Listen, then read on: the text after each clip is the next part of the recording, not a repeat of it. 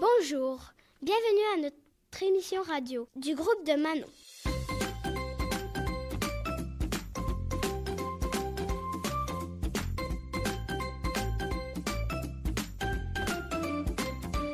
Nous allons vous présenter des segments et des entrevues. Voici la liste des segments et des entrevues à l'émission. Il y a une entrevue avec un gréeur au cirque, un segment d'animaux dangereux, une entrevue avec un agent de bar dans les avions, un segment danse, un segment temps d'écran, jeux vidéo, Cristiano Ronaldo, Christo et blagues. Bonne écoute! Groupe de Manon.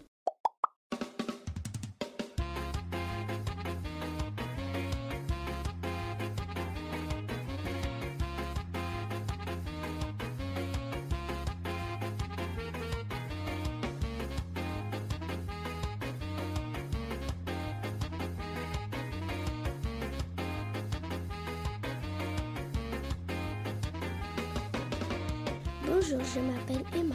Fée est dans ma compagnie. Et aujourd'hui, on reçoit Alexandre Gagnon. Bonjour Alexandre. Bonjour, ça me fait plaisir d'être ici. Merci beaucoup d'avoir accepté notre invitation. Merci à vous. Vous travaillez au Cirque du Soleil, c'est ça? C'est bien ça. Depuis combien d'années travaillez-vous pour le Cirque du Soleil? Je travaille au cirque depuis 2018. Ensuite, on doit soustraire 2 ans de pandémie, 5-6 ans que je travaille au Cirque du Soleil. Quel emploi occupez-vous au Cirque du Soleil? Alors moi, je suis gréeur acrobatique. C'est un terme qu'on n'entend pas souvent, mais pour résumer ça de façon simple, qu'est-ce qu'il y a beaucoup au Cirque du Soleil? Des acrobates, donc des appareils acrobatiques. Et donc, ça prend une certaine spécialité, une connaissance bien précise pour pouvoir installer, manipuler, entretenir, inspecter tous ces appareils-là. Et beaucoup de ceux-ci sont installés très haut. Donc, moi, mon travail, c'est de m'occuper de tout ça et aussi de l'installer, donc de grimper dans les chapiteaux ou dans les théâtres pour aller installer tout ça. Quel parcours vous a mené jusqu'au travail que vous faites actuellement? Bonne question. J'ai fait plusieurs choses dans ma vie. Et il y a longtemps, j'avais peut-être 20 ans, j'avais travaillé quelques fois pour une petite compagnie qui n'existe plus maintenant, où j'avais aidé à pousser des coffres avec toutes sortes de trucs pour des événements, de rencontres corporatives. À cette époque-là, j'avais remarqué, lorsque j'avais travaillé pour cette petite compagnie-là, des gens qui travaillaient dans le plafond. Je trouvais ça intéressant. Mais qu'est-ce qu'il fait là, lui, dans cette espèce de lift, à débarquer puis se promener dans les structures métalliques du plafond? Et c'était resté dans ma tête. Donc là, des années ont passé, j'ai travaillé en éducation, j'ai travaillé dans toutes sortes de trucs. Et quand j'ai voulu changer de métier, je me suis rappelé de ce monsieur-là. Et là, je me suis renseigné. Je suis allé faire un AEC, c'est une attestation d'études collégiales au collège Lionel Groulx en gréage acrobatique. Aviez-vous pensé travailler dans le domaine où vous êtes actuellement quand vous étiez enfant? Enfant, non, mais je dirais que j'ai toujours aimé grimper. Qu'est-ce qui vous plaît dans votre métier? La variété. Je fais vraiment plein d'affaires. Là, j'ai résumé très vite là, tout ce qui se concentre autour des appareils acrobatiques, mais il y a de la fabrication, il y a de la création. Je travaille avec une équipe de toutes sortes d'origines, avec des gens de partout dans le monde. Ça me fait voyager. La liste est longue. Il y a beaucoup de choses qui me plaisent dans mon métier. Est-ce qu'il y a des aspects de votre travail que vous aimez moins? Franchement, pas beaucoup. Des fois, ça peut arriver là, vers la fin d'une nouvelle création, là, quand le cirque, on a sorti par exemple le dernier spectacle de chapiteau. Quand on arrive dans les 3, 4, 5 dernières semaines avant la première, on travaille beaucoup. Mais beaucoup. Fait que des fois, là, on peut être un peu fatigué. Ou disons que à chaque fois que le cirque, on installe le chapiteau pour la nouvelle création dans le Vieux-Port, bien, on l'installe au mois de février. Est-ce que vous pensez que c'est froid ou chaud en février dans le Vieux-Port? Froid. Il fait très froid. Donc, quand on est en haut du mât, dehors, le soir, à côté du fleuve, il fait très froid. Et je suis un peu frileux. Quelles sont les qualités qu'il vous a fallu développer pour faire ce travail? C'est des bonnes questions. Ben, il y a beaucoup de ce que j'ai appris à travers mes autres carrières qui m'ont beaucoup aidé à faire ce que je fais aujourd'hui. Des choses qui peuvent paraître très simples, comme apprendre à utiliser des outils, certains outils que je savais déjà utiliser ça. Donc, quand je suis arrivé dans mon métier, ben, j'ai pas eu à apprendre ça. Tout ce qui a rapport au travail en hauteur, parce que ça demande une concentration puis une rigueur très importante. Travailler dans les airs, ben, c'est mettre sa vie en danger. Même chose quand on fait de l'escalade. Vous avez remarqué, j'ai amené mon harnais aujourd'hui. Ben, si je vous montre ça ici, ça s'appelle une longe de vie. C'est ça que je vais accrocher sur un câble d'acier qui va me suivre partout quand je me déplace. Je vais le mettre plus haut pour que la classe le voie. C'est ça que je vais accrocher sur un câble d'acier quand je me déplace dans un plafond. Si je comprends mal tous ces appareils-là, si je n'avais pas appris à être très méticuleux et attentif, ben, si je tombe, ben, il n'y a rien qui va me retenir. Il y a cette partie-là qui est très importante que j'ai dû développer. Est-ce que votre travail comporte d'autres risques? Ben, en fait, le risque le plus sévère, c'est, je sais pas, pour ceux qui ont déjà vu un spectacle de cirque où il y a de l'aérien qu'on dit, bon, ben, on fait voler des acrobates. Ça fait partie de mon travail de m'assurer que tout le système qui fait voler l'acrobate est en bon état et de m'assurer que l'acrobate est bien attaché, que son harnais est en bon état et bien serré. Donc, c'est le risque le plus grave, c'est la vie de quelqu'un qui est entre nos mains en quelque sorte. Même pas en quelque sorte, carrément. Donc, ouais.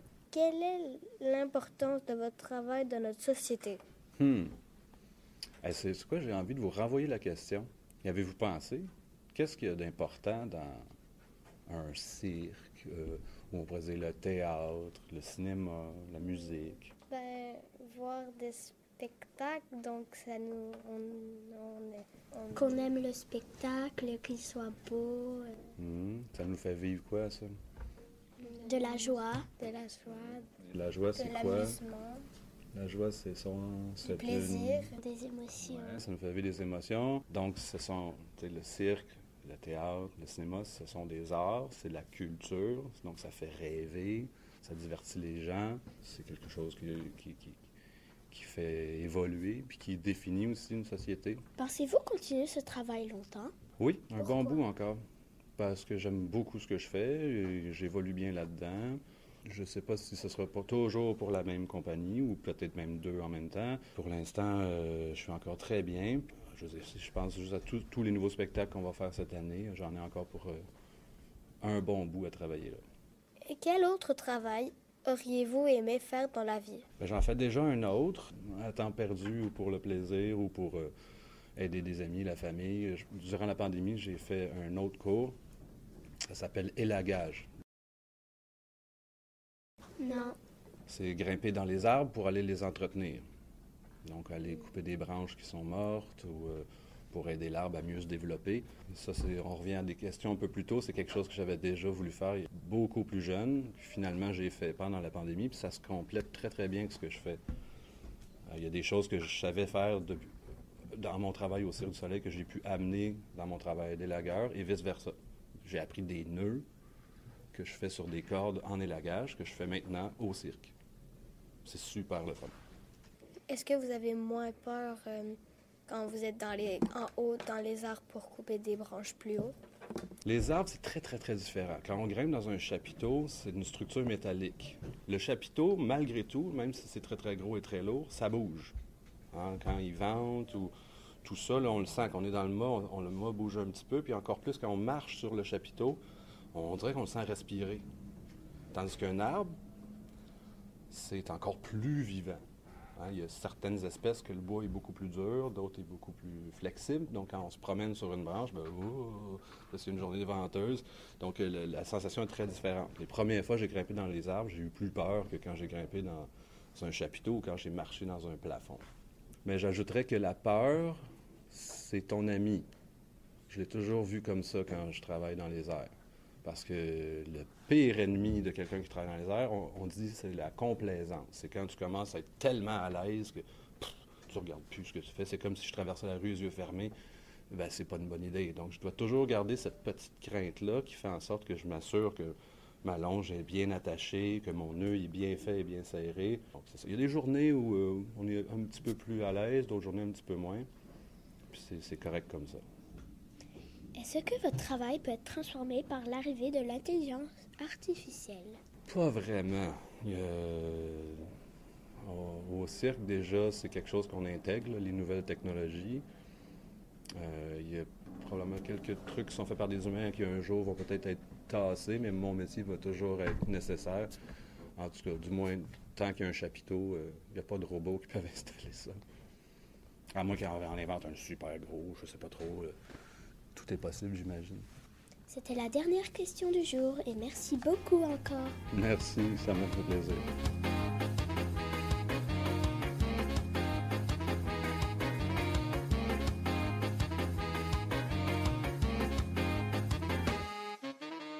Groupe de Manon.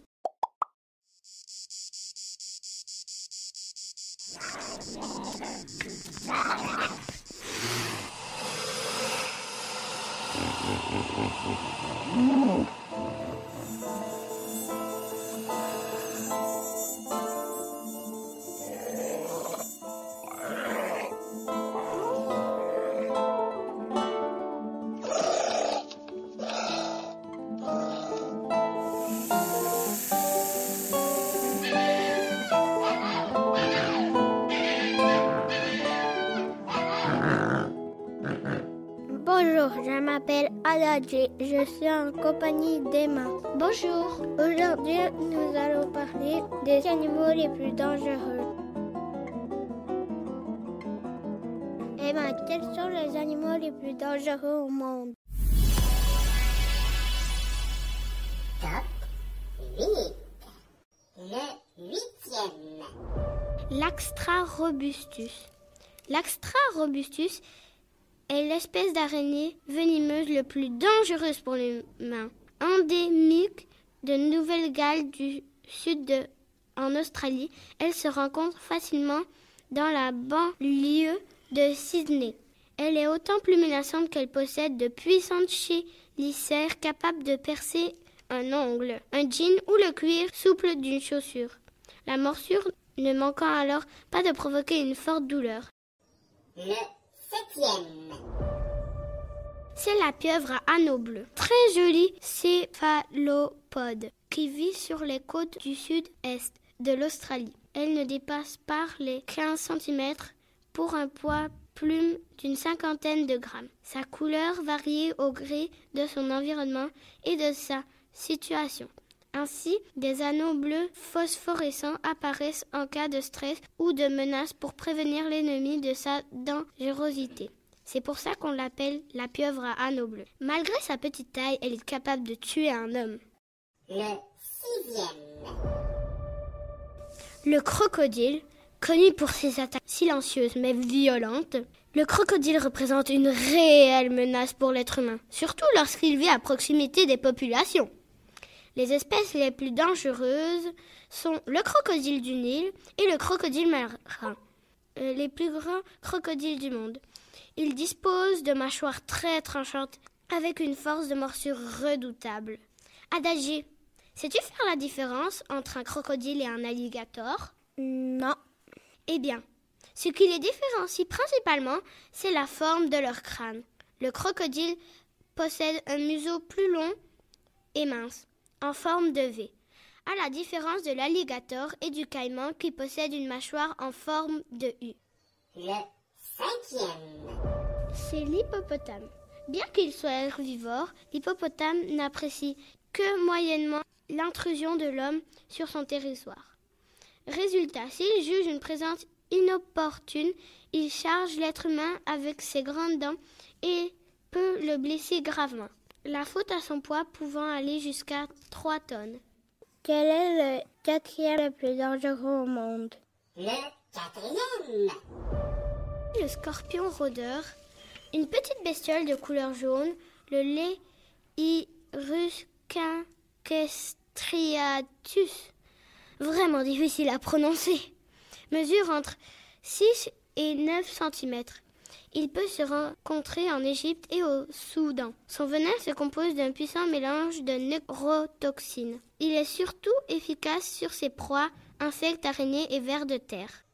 Et le podium. Quel est le troisième le plus dangereux au monde? C'est la mouche tsetse. Cet insecte africain se nourrit du sang de ses victimes, les hommes et les animaux. Il transmet ensuite par sa piqûre le parasite trypanosoma, à l'origine de la maladie du sommeil, potentiellement mortelle, si elle n'est pas traitée immédiatement. La mouche tsetse vit majoritairement au Congo et en République centrafricaine. Quel est le deuxième le plus dangereux au monde? C'est le serpent. Selon l'OMS, Organisation mondiale de la santé, 600 espèces sont venimeuses, dont 200 potentiellement toxiques et mortelles pour l'homme. Les reptiles les plus redoutables, c'est le craie malaisien, la vipère malaisienne et certains cobras. Leur morsure peut entraîner en quelques minutes seulement une mort brutale. Les serpents sont pourtant essentiels au bon fonctionnement des écosystèmes. Quel est le premier animal le plus dangereux au monde?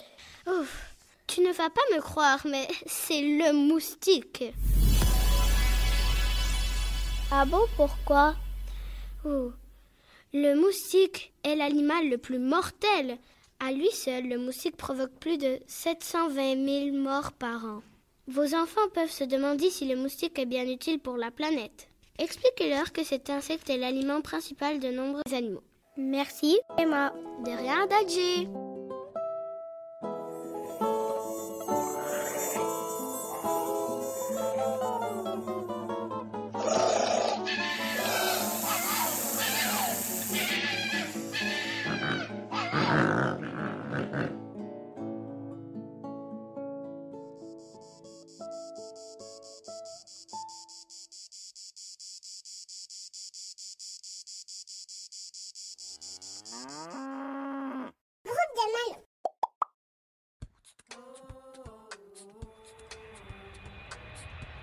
Les passagers à destination du vol New York 711 sont priés de se présenter porte B.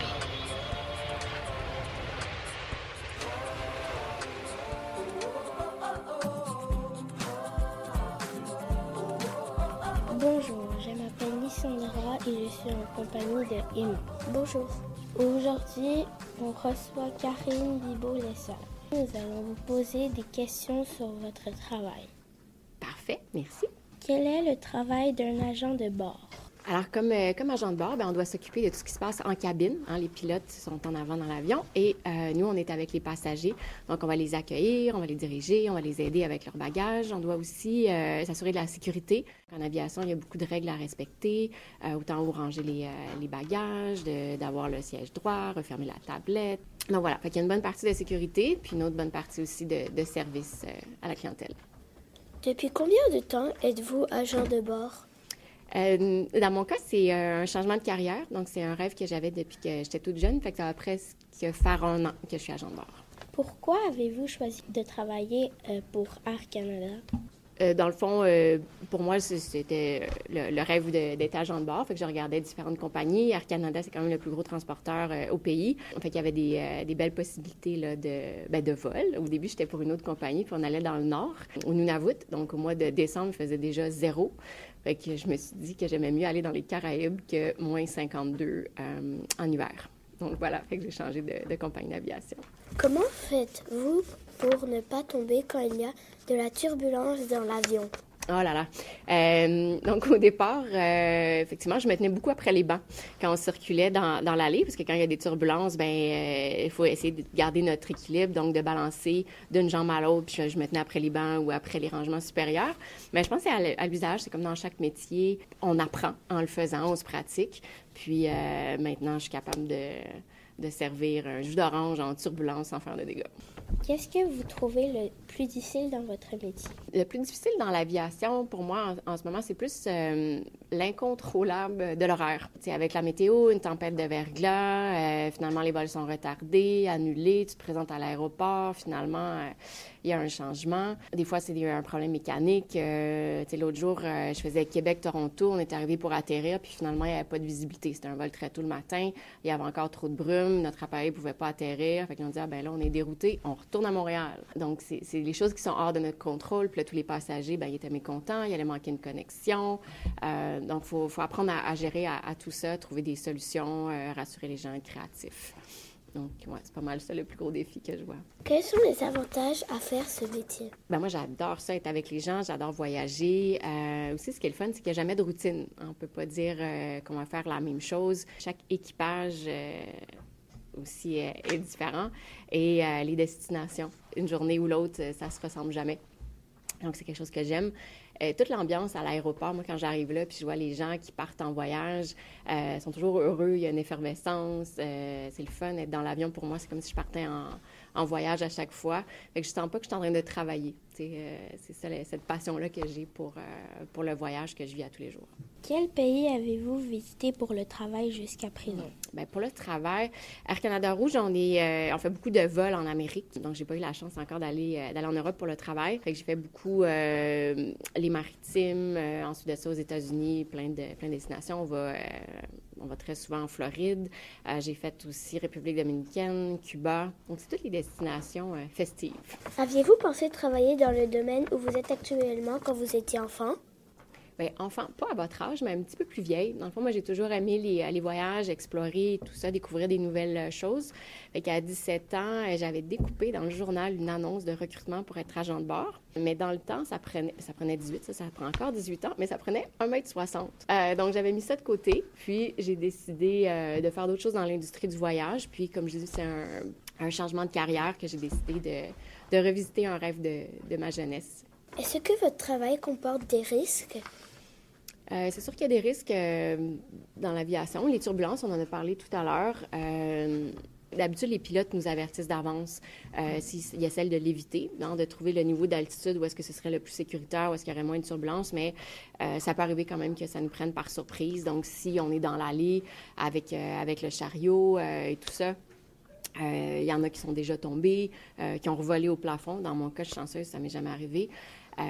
Mais il y aurait ça comme risque. On est formé pour. On est formé pour les urgences médicales, pour des passagers difficiles qui pourraient être agressifs. C'est ça, sécurité, incendie médical, c'est toutes des choses là, des risques qu'on pourrait avoir dans le métier.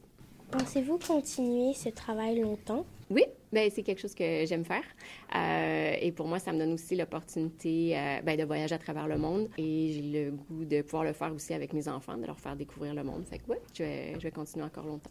Quel autre travail auriez-vous aimé faire dans la vie? Ce qui est le fun dans mon cas, c'est que c'est une combinaison de deux travails. Moi aussi, j'ai un autre travail que je fais. Je travaillais en communication avant, en graphisme, et mon emploi du temps me permet de faire les deux.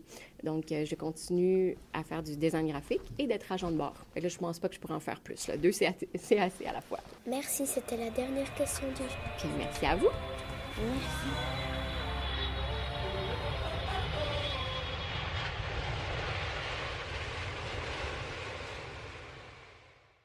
Groupe de Manon.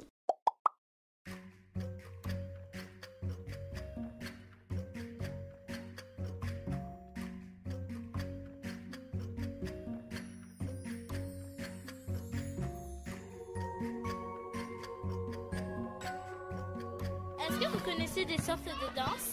Oui, le hip-hop. Ok. La danse classique. La ballerine. Est-ce que vous connaissez des sortes de danses? Cha-cha-cha, la danse classique. Hip-hop, la danse classique, le tango, la salsa. Est-ce que vous avez déjà fait de la danse? Oui, j'ai fait du classique quand j'étais petite. Est-ce que vous connaissez des sortes de danses? Macarena? Le classique, le hip-hop, le ballet. La danse traditionnelle, le hip-hop, le classique, le jazz, le cha-cha-cha, la valse, la zumba et le tango. Est-ce que vous faites de la danse? Du ballet, de la claquette, du hip-hop, du jazz. Vous faites tout ça comme danse? Wow! Quelle sorte de danse vous connaissez bien? Le hip-hop, Ok. le ballet, salsa, de la danse classique, la K-pop, Le hip-hop. La danse classique, le jazz, la danse classique, D'accord. le contemporain, le hip-hop. Hip-hop, ballet, classique, c'est rien à faire. La Zumba. Ouais, la Zumba. Ouais, la danse contemporaine. Ok. Flamenco. Danse contemporaine. Hip-hop classique. Hip-hop classique. Jazz. Ok. Il y a le hip-hop, je pense. Le hip-hop, la valse. On connaît aussi des danses de TikTok. J'aime ça danser.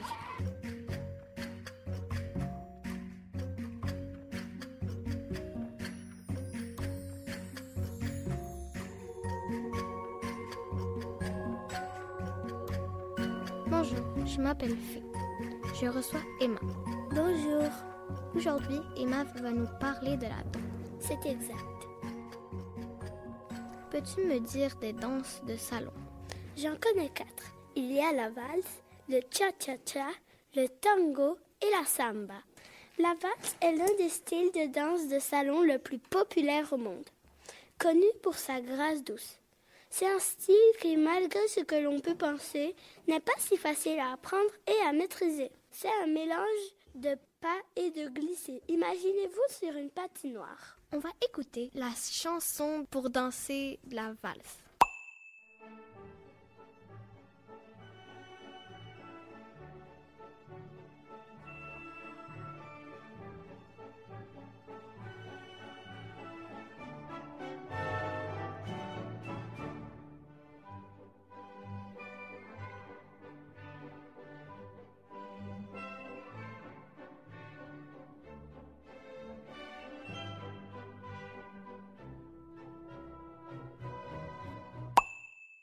Peux-tu me parler du disco? Alors, la danse disco s'est développée principalement dans les clubs et les discothèques. La danse disco est caractérisée par des mouvements énergiques, des déplacements rapides et des pas de danse synchronisés. On va encore mettre une chanson, mais cette fois, la danse du disco. Une chanson du disco.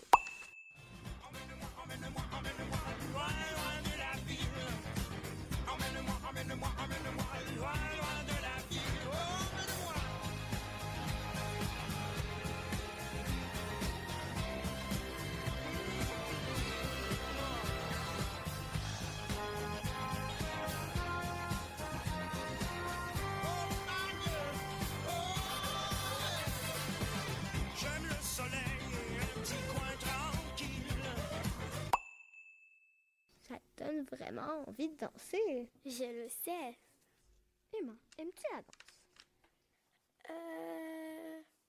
Je connais pas beaucoup.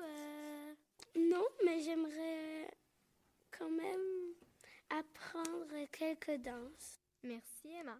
À la prochaine.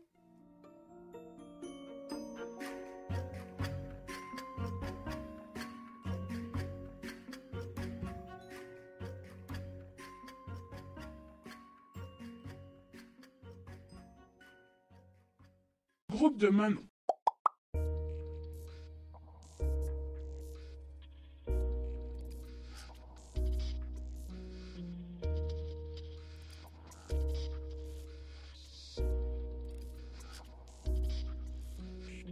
Combien de temps d'écran faites-vous par jour? 1 heure environ. 3 heures. 3 heures.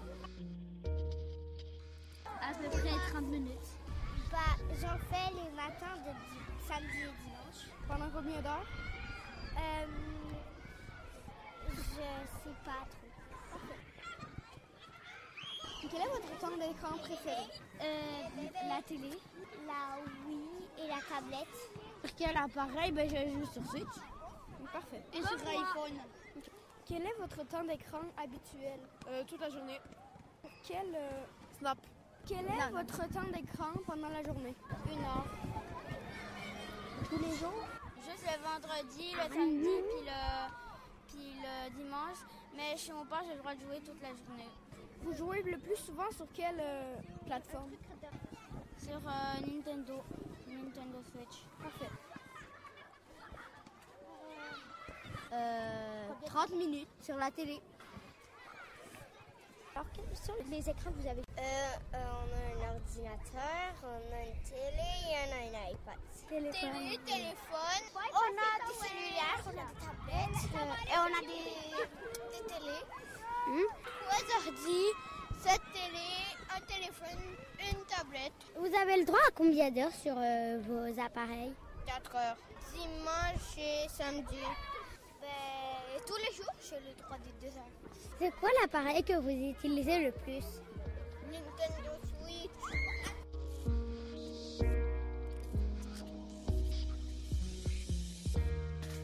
Bonjour, je m'appelle Lysandra et aujourd'hui je reçois Éléonore. Bonjour. Quel temps d'écran est recommandé pour les enfants de moins de 2 ans? Aucun temps d'écran n'est recommandé pour les enfants de moins de 2 ans. Quel temps d'écran est recommandé chez les enfants de 2 à 5 ans? Le temps maximal recommandé est de moins d'1 heure par jour. Intéressant. Quel est le temps d'écran recommandé chez les 6 à 12 ans? La durée maximale recommandée est 2 heures par jour. Des conséquences négatives sur le sommeil, la vision, les capacités d'apprentissage et les habitudes de vie. Quel est le temps d'écran qui est recommandé chez les 13 à 19 ans? Les organismes canadiens qui s'étaient positionnés sur la question ne suggèrent plus de durée précise pour cette tranche d'âge. D'accord. Éléonore, toi, est-ce qu'il y a des règles de temps d'écran chez toi? Oui, il n'est pas supposé d'avoir le télé la semaine. Mais vendredi, oui, vu que le lendemain est la fin de semaine. Le fin de semaine, j'ai le droit de téléphone et de télé. Téléphone 20 maximum fois par jour. Et télé à peu près 1 heure, 1 heure et demie, 2 heures. Puis voilà. Toi, Lysandra? Moi, la semaine, c'est 1 heure et demie la semaine. Et puis la fin de semaine, c'est au moins 2 heures.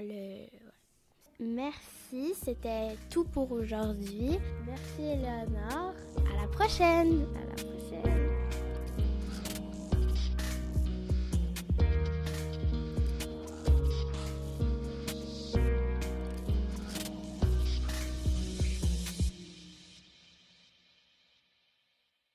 Groupe de Manon.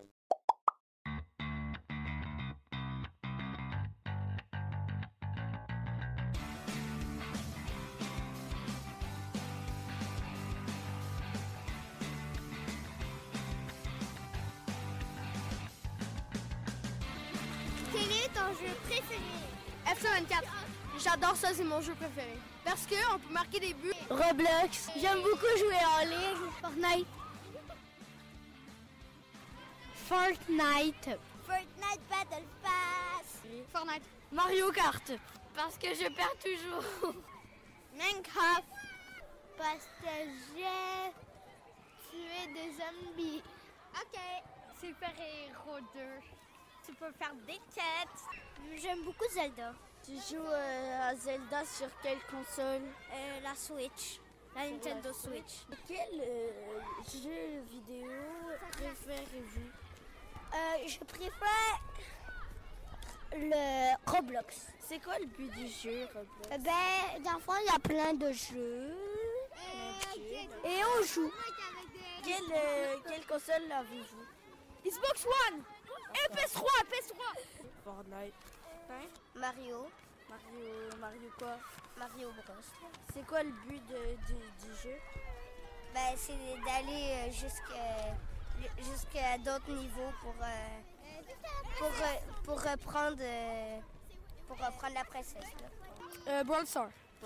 Qu'est-ce qu'il y a, mon tu joues sur quelle console? Je joue sur la PS4 surtout et la Wii. Mais maintenant, je joue plus à la Wii, je joue juste sur la PS4. Mais t'as combien de consoles? J'en ai 5. La PS1, PS2, PS3, PS4 et la Wii. J'ai 2 Switch, j'ai la Wii U, j'ai le Wii. Attends, j'en ai combien? J'ai 2 PS5 et une Xbox, une PS3 et une PS2. PS3 puis Nintendo. Salut. Tu veux répondre à des questions de jeux vidéo? Non. Ok, merci.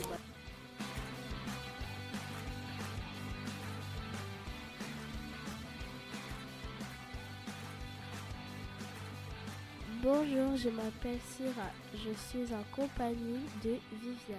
Bonjour. Aujourd'hui, nous allons parler des jeux vidéo. Est-ce que tu peux me dire quels sont les jeux vidéo les plus populaires? Oui, en 2023, les 5 jeux vidéo préférés. En première place, nous avons Spider-Man 2 de Marvel. En deuxième place, nous avons Baldur's Gate 3, basé sur l'univers Donjons et Dragons. En troisième place, nous avons The Legend of the Zelda. Et il y en a un nouveau qui est sorti récemment, Tears of the Kingdom. En quatrième place, nous avons Super Mario Bros. 1-2. En cinquième place, nous avons Sea of Thor, par le studio québécois Sabotage. Ça ressemble un peu à Zelda. Est-ce que tu peux me dire les jeux vidéo les plus populaires, mais dans ta classe? Oui. Alors, en première place, nous avons Fortnite. En deuxième place, Zelda. Et en troisième place, Minecraft. On a ici Loïc qui va nous parler de Zelda.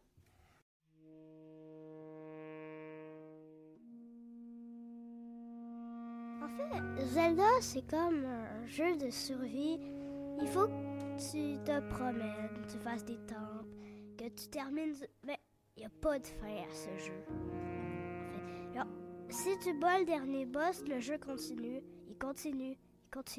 Même si tu as terminé le jeu à 100%, il va continuer. En fait, il faut que tu fasses des temples, des sanctuaires et des choses comme ça. Ouais, c'est quand même cool. Ok, merci. Nous avons ici Thomas qui va nous parler de Minecraft. Bonjour.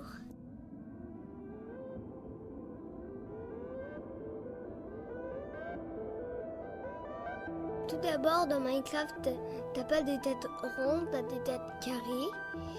Et tu peux construire n'importe quoi, tu dois survivre. En fait, c'est un jeu de survivre.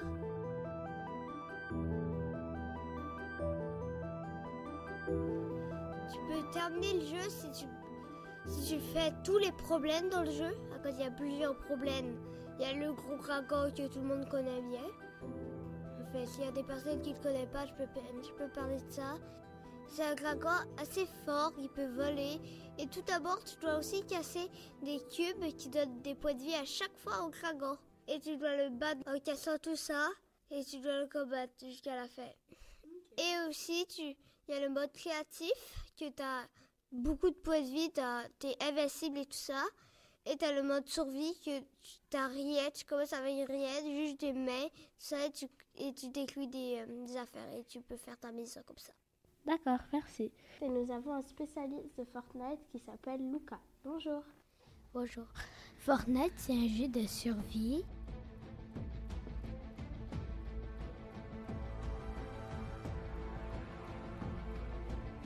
Il faut être le dernier survivant pour gagner. Puis il faut éliminer des adversaires. D'accord. Merci. Merci Viviane. Merci Thomas. De rien. Merci Lucas. Merci. Et merci Louis-Éric. À la prochaine. Bye. Bye bye.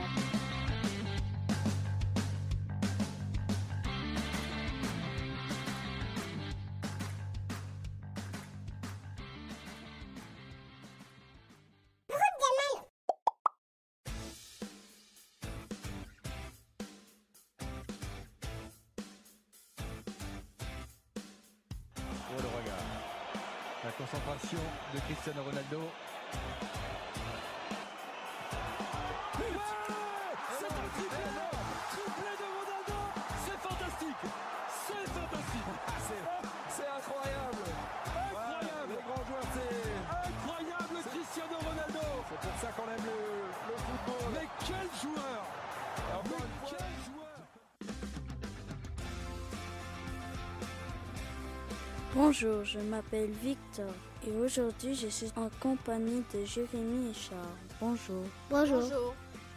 Aujourd'hui nous avons parlé de Cristiano Ronaldo. Charles, À quel âge a-t-il commencé à jouer? Il a commencé à 11 ans. À 11 ans, c'est pas un peu jeune? Oui. Jérémy, à quel club il joue? Il joue à Al-Nasser. Al-Nasser, est-ce qu'il se débrouille bien? Oui. Charles, combien y a-t-il de Coupes du monde d'Europe? Il a gagné 5 Coupes du monde d'Europe. Merci, à bientôt. À bientôt.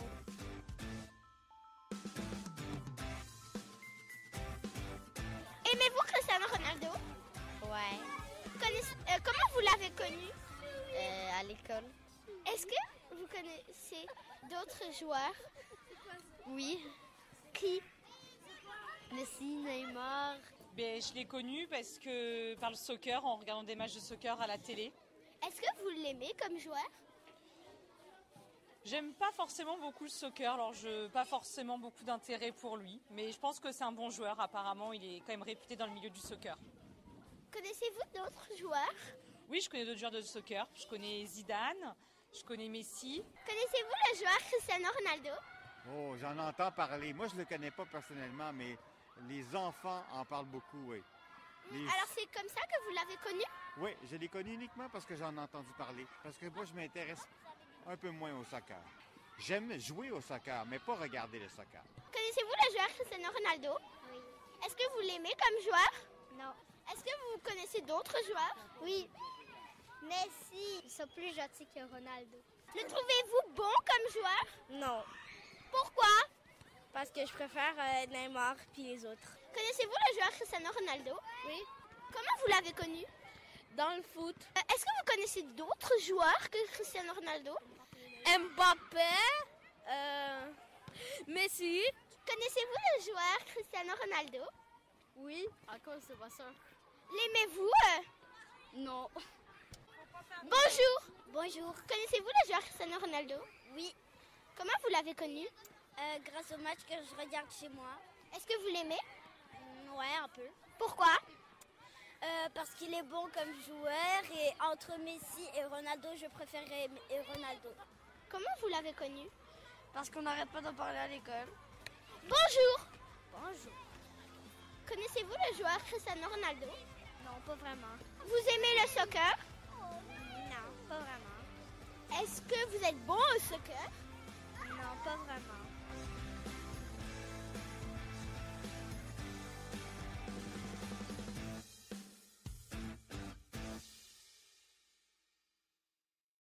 Groupe de Manon.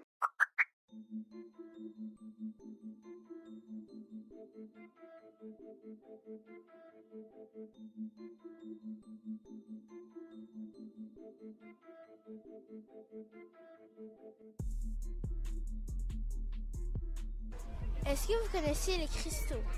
Les pierres précieuses? Ouais. Les émeraudes, les rubis. Les quoi? Les cristaux, les pierres précieuses. Oui. Quelle sorte de cristaux? L'émeraude, le diamant. Quelle sorte de cristaux? Le rubis, la citrine, le diamant, l'émeraude. L'émeraude. Le diamant, le rubis, l'émeraude. Émeraude, diamant, saphir. Émeraude, saphir, diamant. Émeraude, saphir, diamant. D'accord. Est-ce que vous en avez? Vous en avez chez vous? J'ai du quartz rose. D'accord, merci. Le topaz, le quartz, le diamant. Est-ce que vous en avez chez vous? Oui, j'en ai plein. Je connais saphir, je connais topaz, je connais améthyste, diamant.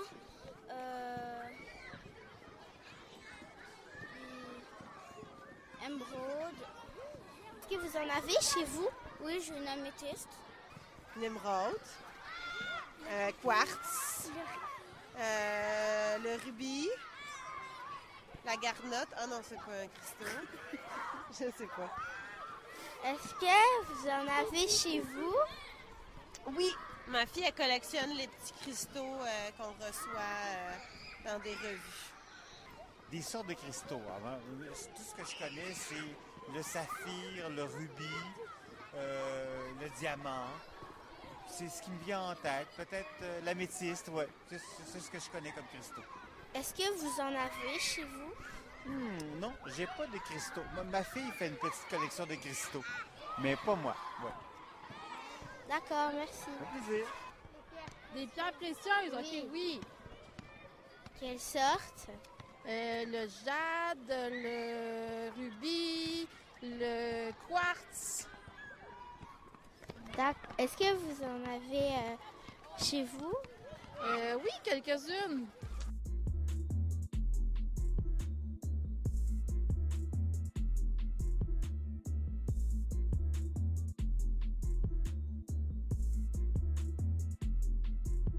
Bonjour, je m'appelle Fée et je reçois Emma. Bonjour, aujourd'hui on va parler des cristaux.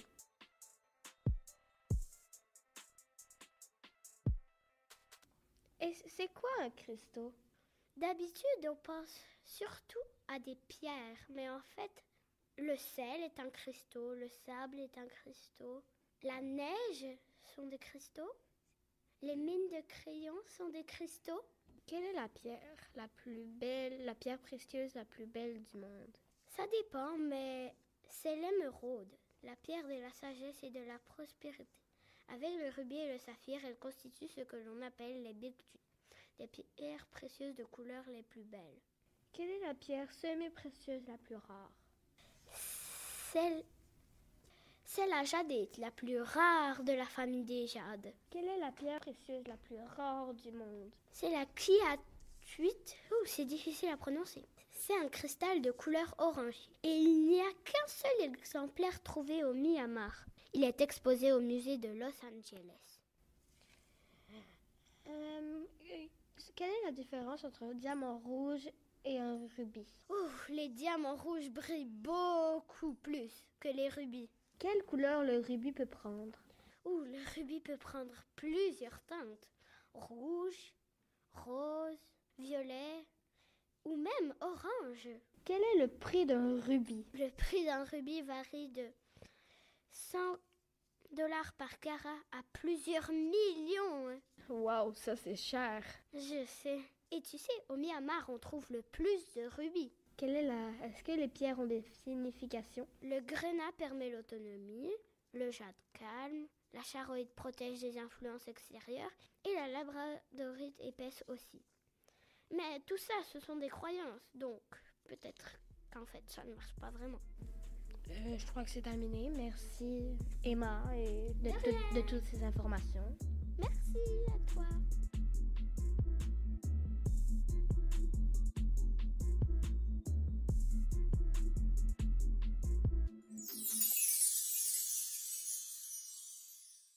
Route de Manon.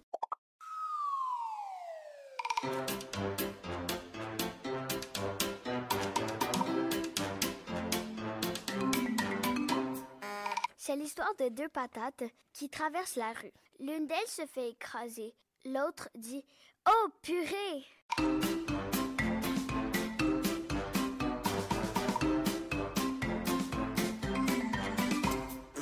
Qu'a dit le requin après avoir mangé le poisson clown? Ça goûte drôle.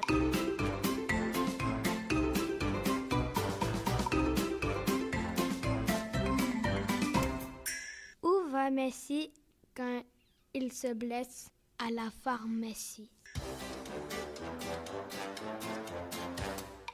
Comment on appelle un grand-papa chenille? Un papillon. Pourquoi Dark Vador a-t-il éteint toutes les lumières de la pièce? Parce qu'il est du côté obscur. Qu'est-ce qui est rouge et qui fait piou-piou? Un poussin qui a pris un coup de soleil. Qu'est-ce qui vole et qui brille? Une mouche avec une dent en or.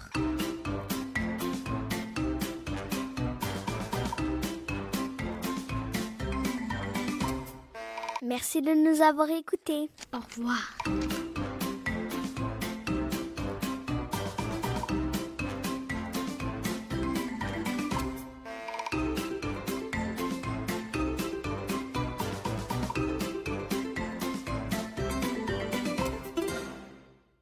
groupe de Manon. Merci d'avoir écouté l'émission de radio. À la prochaine. Vous venez d'entendre un balado Ruelle de l'avenir créé par la classe de 3e année de Manon Boisvert de l'École Barry à Montréal. Charles, Viviane, Éléonore, Emma, Lysandra, Raphaël, Syrah, Bianca, Margot, Adadjé, Thomas, Amber, Louis-Éric, Félix, Victor, Jérémy, Lucas, Damien. Les ateliers de radio durant lesquels ce balado fut créé se sont déroulés sur 20 semaines pendant l'année scolaire 2023-2024. Le montage final a été complété par Normand Lafleur, agent en culture à Ruelle de l'avenir. La musique entendue provient principalement des sites en ligne Jamendo Music et bensound.com. Merci de votre écoute.